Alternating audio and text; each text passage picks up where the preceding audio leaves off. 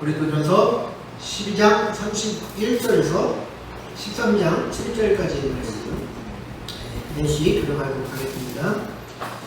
너희는 더욱 큰 은사를 사모하라. 내가 또한 가장 좋은 길을 너희에게 보이리라.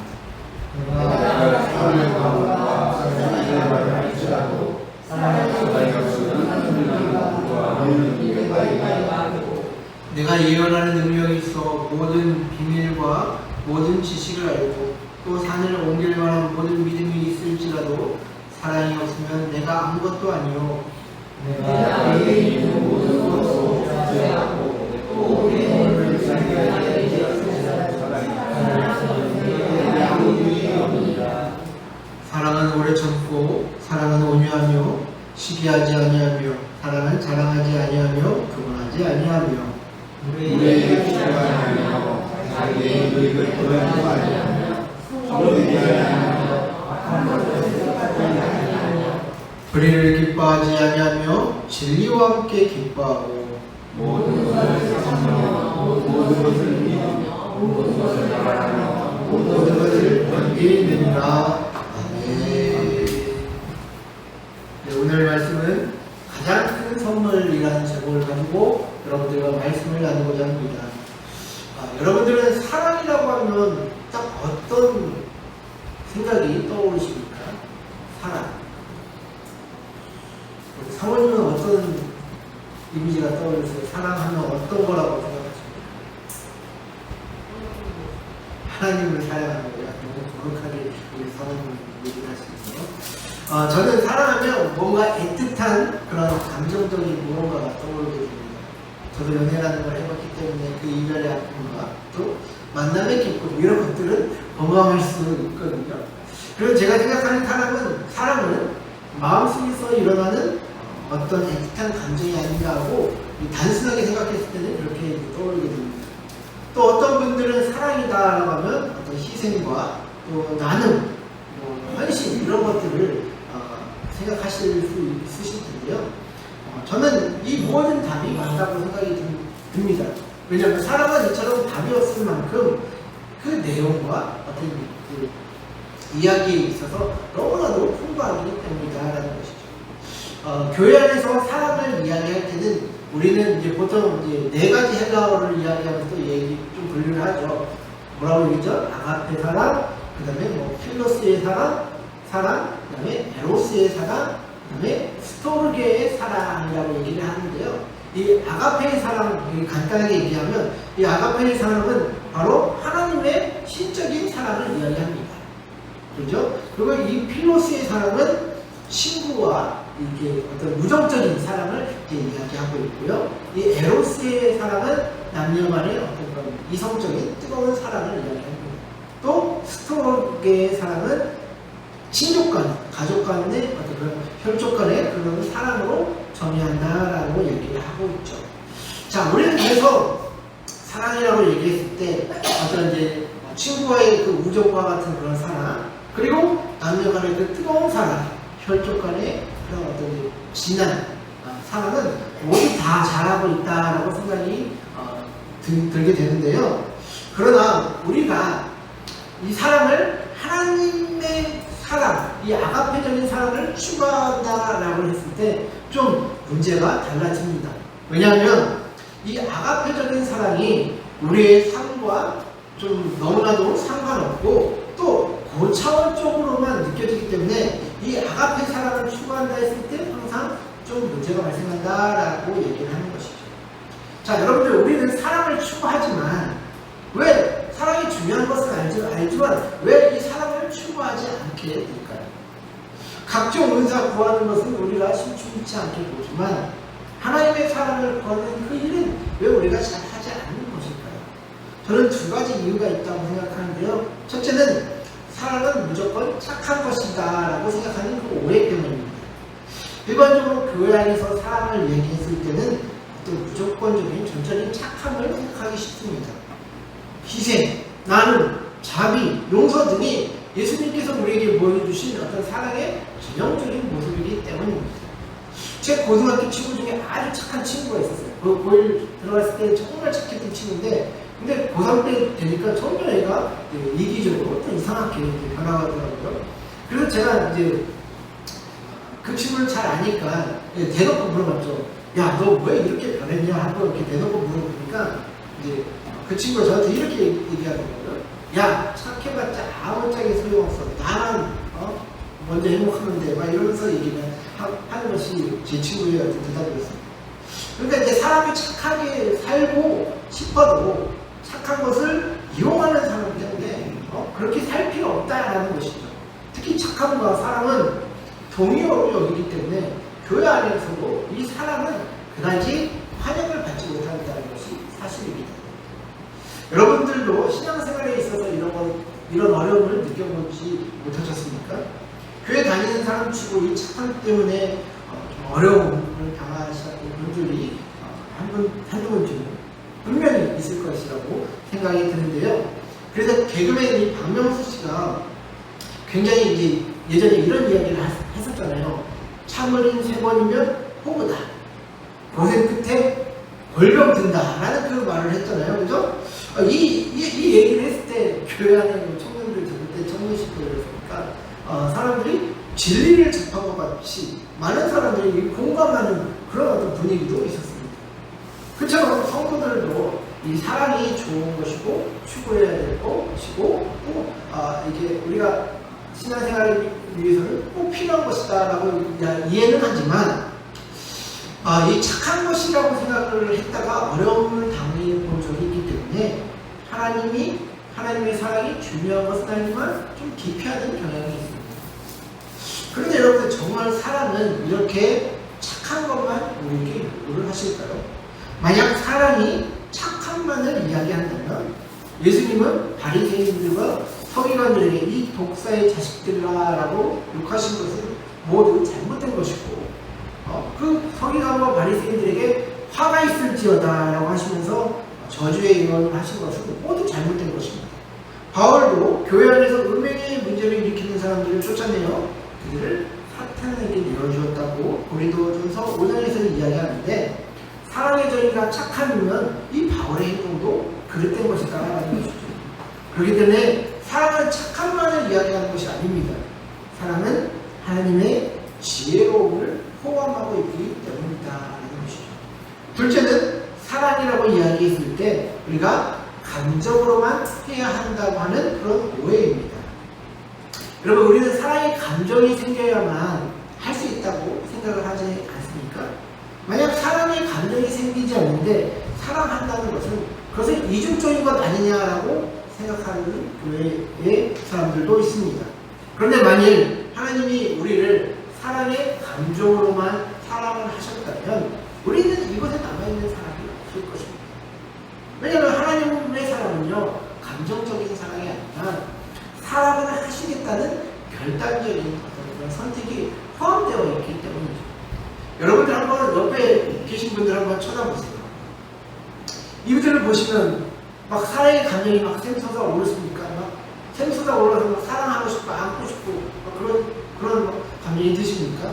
사랑의 감정이 조건이 감정뿐이라면 우리 곁에는 남아있는 사람이 없을 것입니다.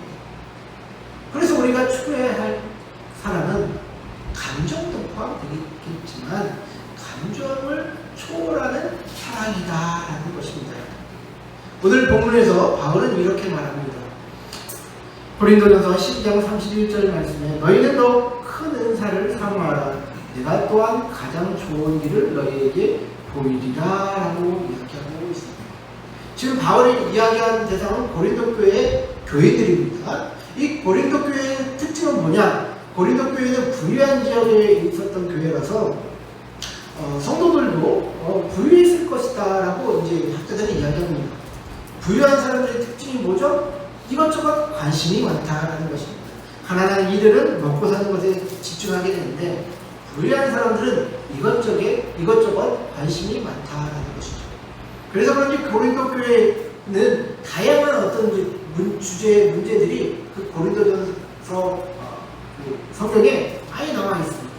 특히 바울은 성령의 은사들이 활발하게 일어나는 이 고린도 교회에서 가장 중요한 것이 사랑임을 강조하는데요. 그래서 고린도 교인들에게 더욱 큰 은사인 이 사랑을 추구할 것을 이야기하고 있는 것입니다. 왜냐하면 사랑이 성도들에게 가장 좋은 길이기 때문이죠.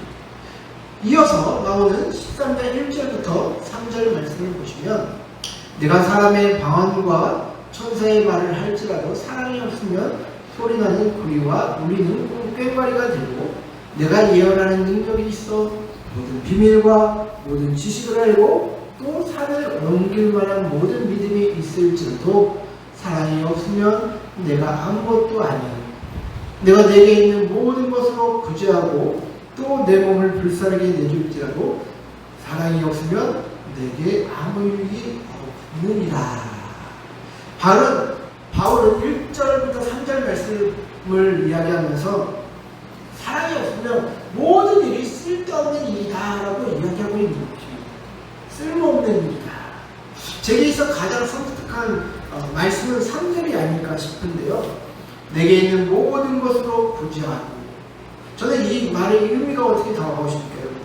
내 돈을 들여서 헌신하고 어려운 사람을 도와도 아무 쓸모가 없을 수 있다라는 말이 들려지지 않습니까? 우리는 사실 헌금 많이 하고 물질적인 헌신을 하나님 앞에 많이 하게 됩니다. 그리고 그렇게 하면 사람들한테 칭찬도 받잖아요. 그렇게 고생해서 번 돈, 우리가 아껴서 구제한 그 모든 것들이 하나님 앞에 드렸다고 하는데 사랑이 없으면 쓸모없을 수도 있다라고 이야기하는 것이기 때문에 굉장히 우리에게 두렵게 다가옵니다. 또 내 몸을 불사르게 내줄지라도, 이 말씀은 어떻게 다가옵니까? 내 시간과 힘들어서 봉사하고 희생했는데도 불구하고 그것이 아무짝에도 쓸모없을 수 있다라고 얘기를 하고 있습니다. 그 이유는 사랑이 없기 때문이다라는 것이죠. 저는 지금 개척교회 목사로서 돈, 시간, 에너지를 교회를 위해서 100% 헌신한다고 생각을 합니다. 그런데 그것이 아무짝에도 쓸모없을 수 있다는 것이죠. 그리고 여러분들도 이 교회를 위해 30년간 개척교회를 섬기면서 많은 헌신과 또 많은 노력을 하셨지 않습니까? 그런데 우리들의 모든 수고가 또 아무짝에도 쓸모없을 수 있다는 생각이 듭니다. 왜냐하면 우리는 사랑으로 하지 않을 때가 너무나도 많기 때문이죠.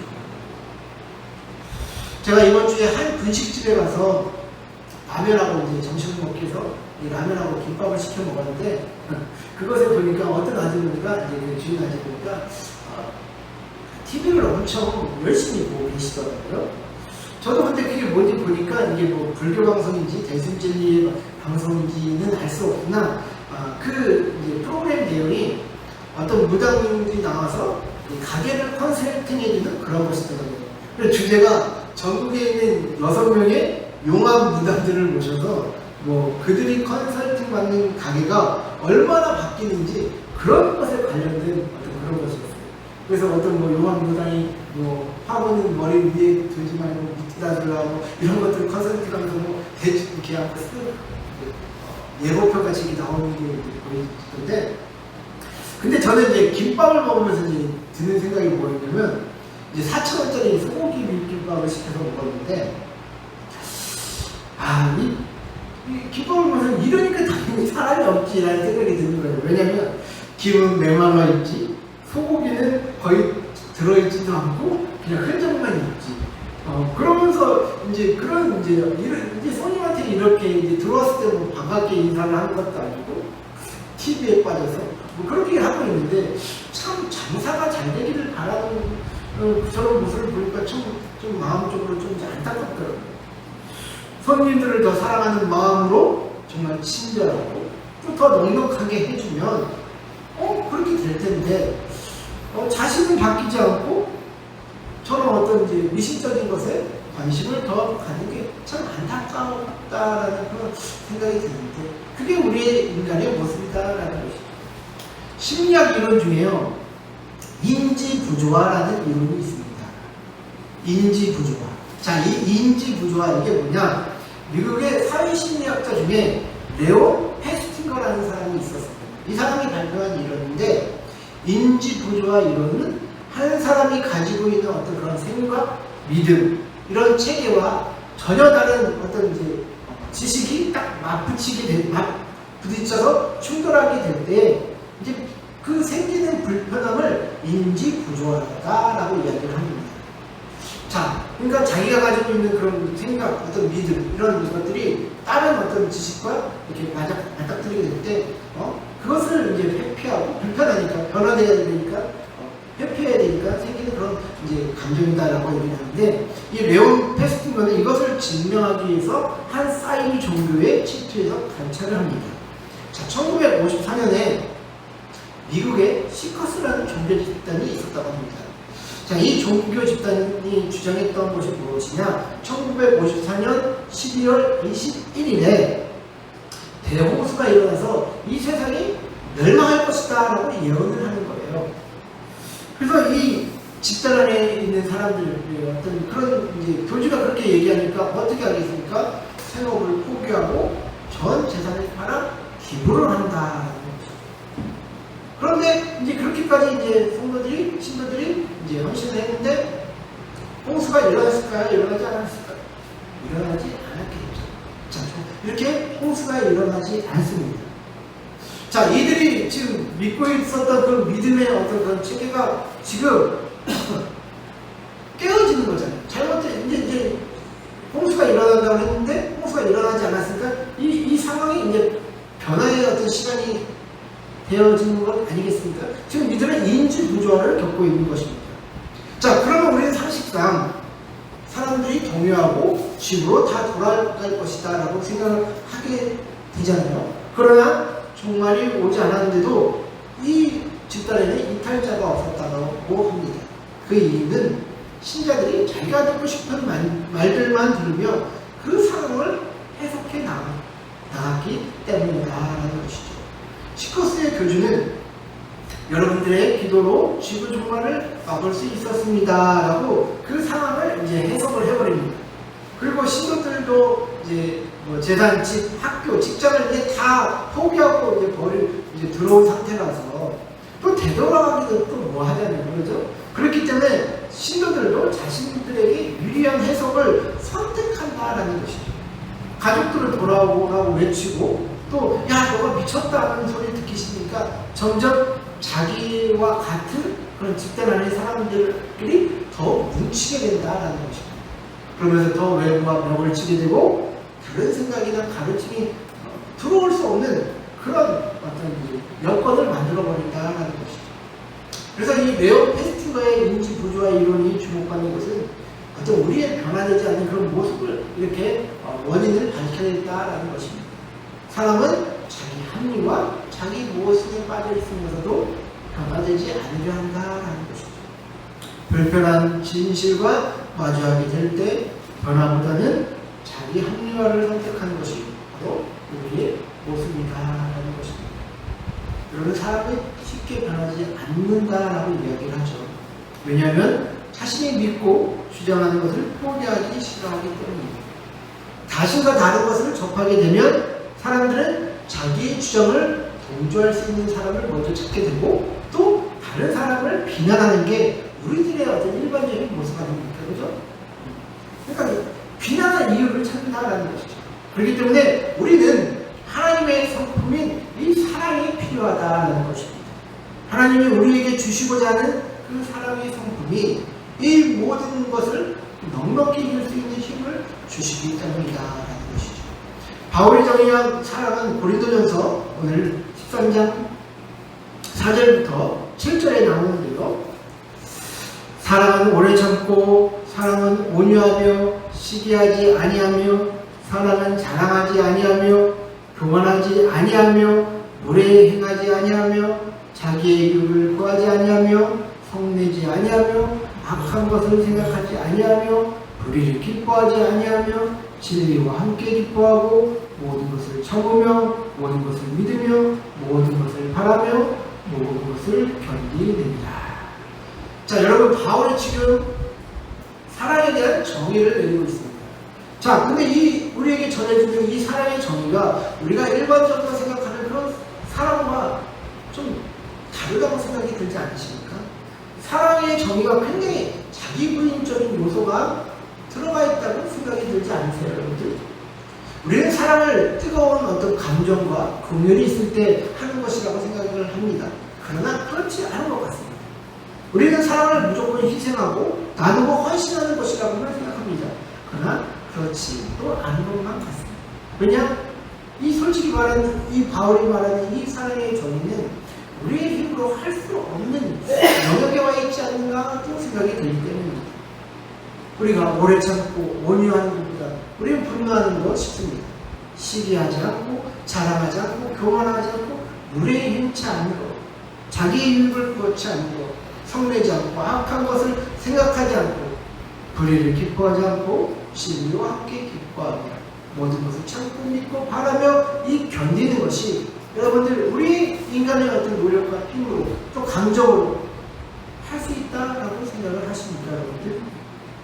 그래서 하나님이 우리에게 원하셨던 이 사랑의 성품은요, 여러분들 가장 큰 은사인 선물이다라는 것입니다.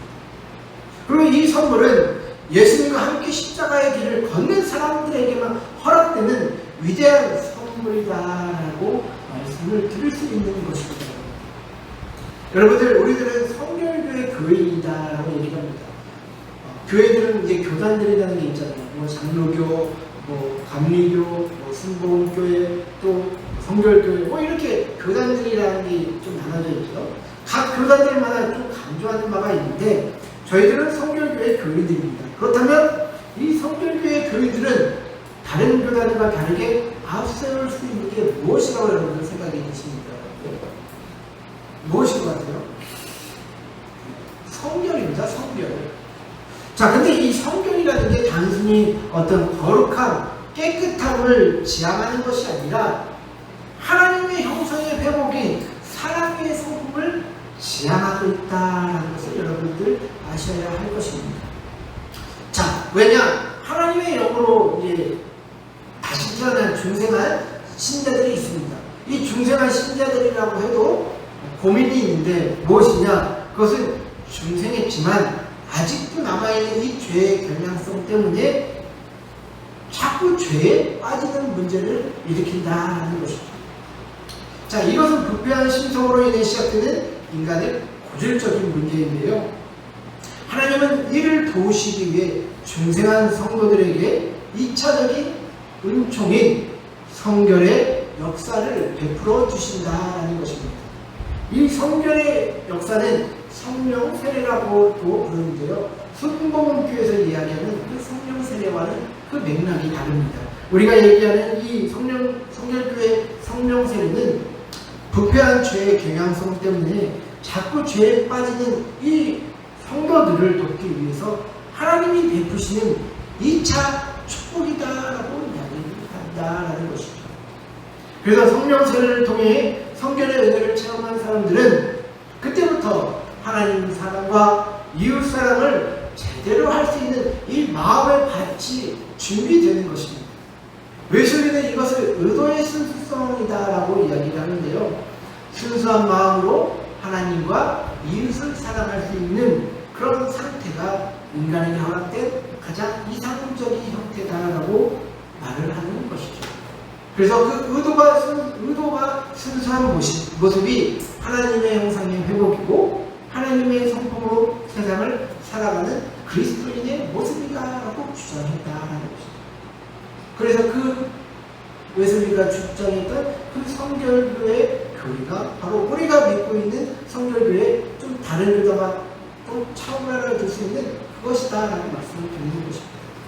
저는 오늘날 교회들이 세상과 차별성이 없고 오히려 도덕적으로도 윤리적으로도 수준이 낮아진 이유가 성도들만이 가질 수 있는 그 고유한 것을 놓쳤기 때문이다라고 생각합니다. 그것이 바로 하나님의 성품과 같은 사랑의 성품을 지닌 자들이 없다라는 것이죠. 저는 오늘 설교에서 여러분들에게 사랑을 이렇게 하시라 저렇게 하시라 말씀드리는 것이 아닙니다. 하나님의 사랑의 성품은 하나님의 뜻에 순종하며 살겠다는 사람에게 주어지는 가장 큰 은사, 가장 큰 선물이다라는 것이죠. 그렇기 때문에 각자가 처한 삶의 자리에서 하나님 성품을 닮기를 사모하며 우리에게 사랑을 가르쳐 주시기를 기도하시자라고 함께 요청드리는 것입니다. 여러분들 믿지 않는 자들에게 있어서 하나님이 가장 기뻐하시는 일은 그들을 전도하여 그들에게 정말 하나님을 알려주고 하나님께로 하나님의 자녀가 될 수 있도록 돕는 일들이 하나님이 가장 기뻐하시는 일 아닙니까? 그렇다면 성도들에게 있어서 하나님께서 가장 기뻐하는 일들은 하나님의 성품을 닮아가는 것을 하나님은 가장 기뻐하십니다. 하나님은 각 개인에게 있어서 각 사람들이 하나님을 닮는 것에 가장 관심이 크십니다. 여러분들 우리가 삶 속에서 얼마나 많은 어려움들이 있습니까? 상처도 있고 아픔도 있고 갈등 또 짜증나는 일들 이런 것들이 얼마나 많습니까? 그러나 그 자리가 우리를 변화시키고 또 우리를 정말 돌아볼 수 있게 만드는 자리라는 것을 우리는 항상 깨닫고 인정하며 그 자리가 회개의 자리, 그 자리가 성장의 자리, 그 자리가 하나님을 만나는 자리, 하나님의 성품으로 변화되는 자리라는 것을 항상 인식하셔야 할 것입니다. 그 자리가 복되고 은혜로운 자리임을 깨달아 우리가 힘들 때 감사하고 또 어려울 때 더 감사하고 또 상처 입을 때 하나님 앞에 나아 은혜를 구하는 그렇게 삶을 살아가면서 우리가 하나님의 성품으로 변화될 수 있는 그런 조건들이 갖춰진다라는 것이죠. 사랑하는 성도 여러분들, 가장 큰 선물인 하나님의 성품을 담기를 소망하시며 매일의 삶을 이겨나가게 되시는 저와 여러분들 되기를 소원합니다. 그 은혜들을 허락하여 주실 것입니다. 가장 큰 은사인 사랑을 사모하십시오. 하나님께서 더욱더 좋은 길들을 여러분들에게 보여주실 것입니다. 그 은혜와 사랑을 누리게 되시는 저와 여러분들 되시기를 주의 이름으로 간절히 축원드립니다.